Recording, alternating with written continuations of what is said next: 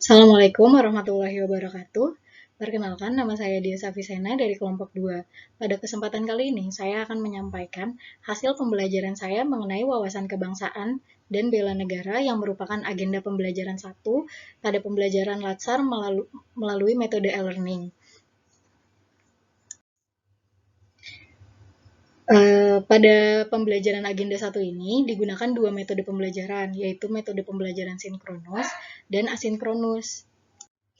Pada metode pembelajaran sinkronus ini, kami berdiskusi dengan fasilitator mengenai overview materi MAOC, alur pikir proses penyusunan rancangan aktualisasi Latsar CPNS, serta pengenalan platform LMS yang akan digunakan selama distance learning ini. Pada pembelajaran sinkronus, kami menyelesaikan tugas secara berkelompok. Terdapat 3 tugas yang harus kami selesaikan, yaitu sebagai berikut.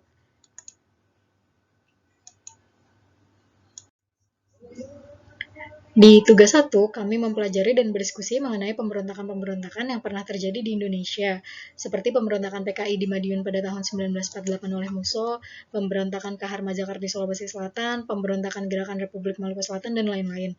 Setelah berdiskusi, kami dapat menyimpulkan bahwa pemberontakan-pemberontakan ini terjadi karena terdapat keinginan mengubah ideologi negara dengan ideologi mereka sendiri, yang biasanya kita sebut dengan radikalisme, ataupun keinginan untuk memisahkan diri karena adanya kecemburuan terhadap pembangunan di daerah tersebut, atau yang biasa kita sebut dengan separatisme.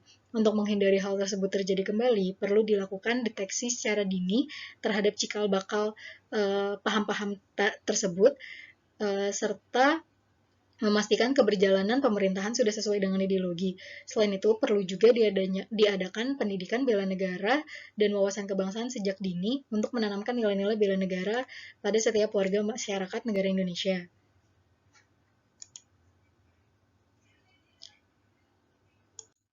Untuk tugas 2, kami berdiskusi mengenai peran ASN sesuai dengan tugas dan fungsinya dalam kegiatan pertambangan yang ada di Morowali Sulteng.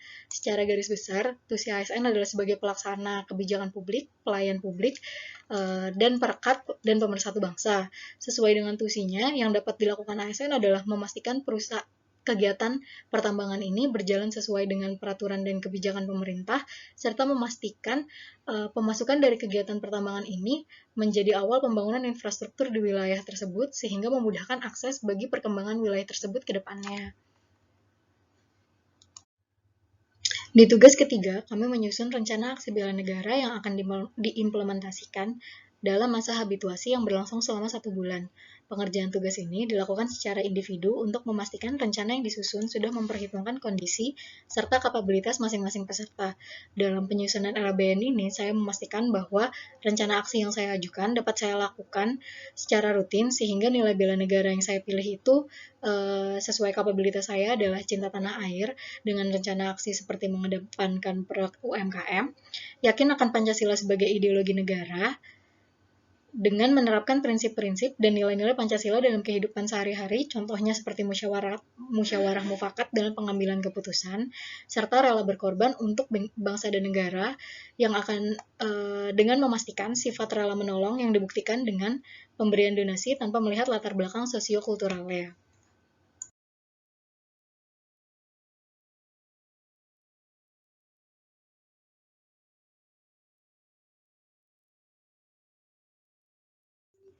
Dari ketiga tugas tadi,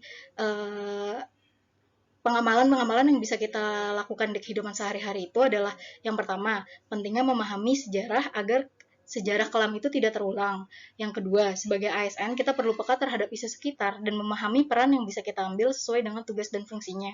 Yang ketiga, bela negara itu tidak hanya dapat dilakukan melalui aksi militer, tetapi juga dapat dilakukan dengan menerapkan nilai-nilai bela negara dalam kehidupan sehari-hari. Sekian, terima kasih.